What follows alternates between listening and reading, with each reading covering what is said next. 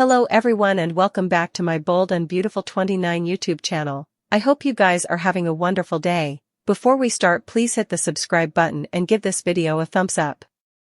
Ridge and Carter consider each other further than musketeers. They see themselves as sisters. Carter's treason was a good plot because it was out of character for him to have made that specific choice. That was also true when Carter came involved with Eric's woman, Quinn Fuller. Hearing Ridge mention Carter's name as crucial to FC's recent expansion success deeply touched St. Victor's altar pride. Ridge also told him that he was right to want to broaden the reach of the family's legendary fashion house. Carter and Ridge are likely conformed for the long term. Brook will keep pushing to ensure that Taylor is a short-term distraction for Ridge, whom she can't see as anything other than her fortune. Brook modeled the looker and recreated one of her and Ridge's special moments. Brook is confident this will lead to a reunion with Ridge and shares her good news with Hope. Hope has her misgivings, but puts on her stylish poker face. She claims she wants Brook and Ridge to reunite. Hope is Aunt Ridge's biggest addict after the horrible names he called her, and for Brook constantly choosing him over her. While Brook's concentrating on reuniting with Ridge, she could lose her son. Eric continues to play matchmaker for Ridge. He has an important talk with Ridge and tells his son to go back to Brook, where he belongs. But Ridge reminds his father that he's married to Taylor. Although Ridge is in a relationship with Taylor, that's not going to stop others from snooping. Brook allowed that fortune would reignite at the Forrester Creations fashion show. But Taylor closed the door. Presenting Taylor as a looby was a plot fashion the followership fluently honored. Devoted suckers knew that Taylor's two-bump sways confidentially at the fashion show inferred commodity significant was likely coming, and it did. Seeing Taylor shut the door to the room where FC's exclusive creations are stored created the coming setting in this old Academy contest. Brook knew the door had an automatic cinch, and she was stuck with her nemesis in yet another juicy conflict scene. Taylor will be hurt if she learns that Eric put his cutlet on the scale of adulatory justice. His recent display of Brook's magnific gown, which she wore during one of FC's classic fashion shows back in the daytime day, was intended to stir Ridge feelings. Eric and Brook noticed that Ridge's eyes were fixed on the magnific digital image.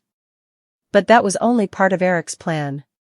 He intimately asked Brook to be his looker, with an analogous resplendent gown ready to be worn on the runway. Brook's bedroom came similar, a cause célèbre that following Brook as the looker is reasonable. But Eric hoped to mine that retro gold and shake Ridge out of an assumed torpor. The below-substantiated triangle ultimately reached its point of utility, and a fresh direction was demanded. So, Finn was constructed to break the cycle. That change has proved productive. It's okay to have Taylor attune with Ridge in history. They were wedded decades ago, share children, and have been plausibly paired. A period where Ridge remains devoted to Taylor is digestible and will allow Brook to explore her history, including Nick, come June. Katie confronts Forrester Creations' new hand Daphne. Katie is getting suspicious of Daphne's jest. Including her flirtations with Carter during a moment alone, Katie asks if Daphne came to Los Angeles just to do Steffi's dirty work. Daphne is one to be bullied and would break under pressure. Yet, with Katie poking around, Daphne's secret might be exposed.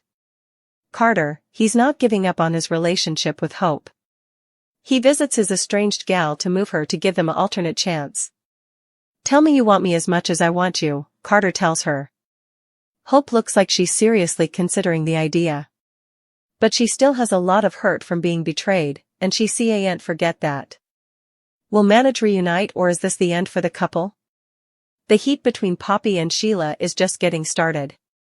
Sheila might have walked down trim and victorious from their Kate tossing dogfight, but Poppy's not one to master her injuries still.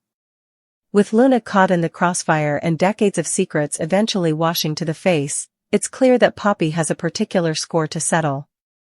Sheila lowered her, questioned her fatherhood, and vented her dirty laundry in front of a room full of affrighted bystanders.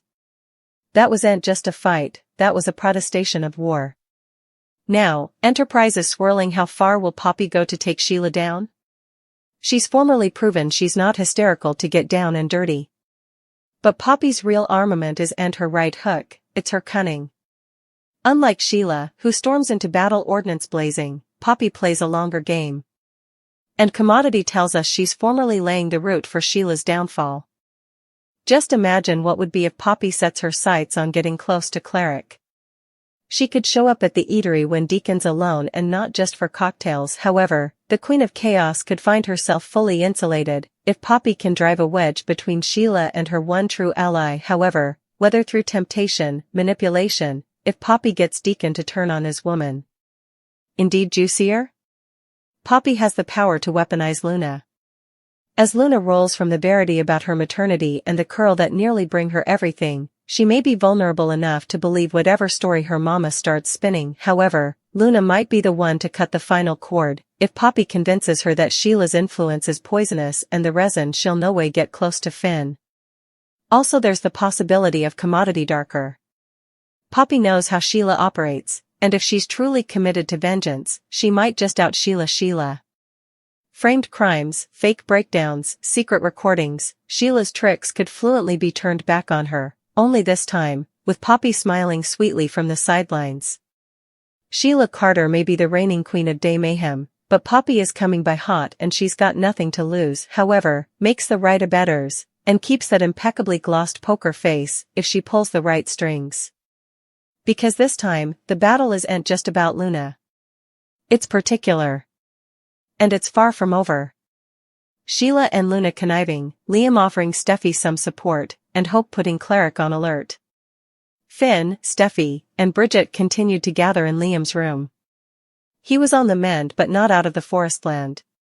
For now, he was in good spirits. Soon, Finn took his leave, and Bridget was about to, too, but she dallied just long enough to hear Liam ask Steffi how she was dealing with Luna being Finn's son. The croaker was shocked.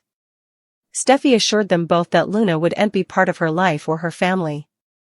Once alone, Liam bothered to Steffi about Luna's close propinquity to Finn and what that means for Steffi and the kiddies. As much as Steffi was sure Finn wouldn't put them at threat, Liam had a right to worry. Luna and Finn, Sheila was determined to make effects right between father and son. Poor Luna has gone her whole life without knowing who her father is, and Sheila spent Finn's whole life dissociated from her son. As far as Sheila's concerned, it's time for everyone to put the history behind them and start a new life together.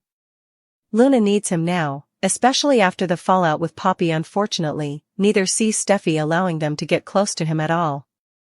Finn is similar a perfect man and father, it's just too bad he married a hater.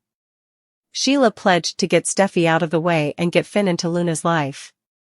Her granddaughter deserves her daddy, not to mention that Sheila also deserves her son. However, also it's time to go around her and push Finn to their side of the aisle, if Steffi wasn't willing to accept them. Meanwhile, Cleric continued to offer his support to Hope.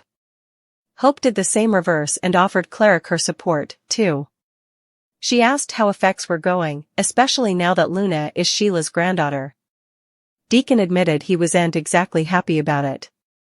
In fact, he made Sheila choose between him and Luna, and surprise, she chose him. Hope upset Sheila wouldn't keep her word, though.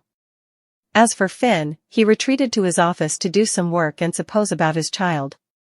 As he was ignoring about Luna, Lee came in. She could tell this was all importing heavily on her son. She understood. She was repulsed by Poppy taking advantage of Finn all those times agone. And also lying to them all for decades. Lee got all worked up and demanded Finn stay down from Luna. She may be his son, but she's also a cold thoroughbred killer just like her grandmother. With that, Lee went back to work. No sooner did Lee get out the door than Sheila snuck into Finn's office. She was all grins and sun as she tried to maintain Luna's case and virtually supplicate Finn to give his son an iota of his attention. Finn pushed back and indeed demanded that Sheila get out of his office and leave him alone, but she wasn't going anywhere until he heard her out. Oh, and she laid it on thick. Super thick. She played on his guilt, and it nearly worked. Blood or no blood, Luna was no son of his. Period.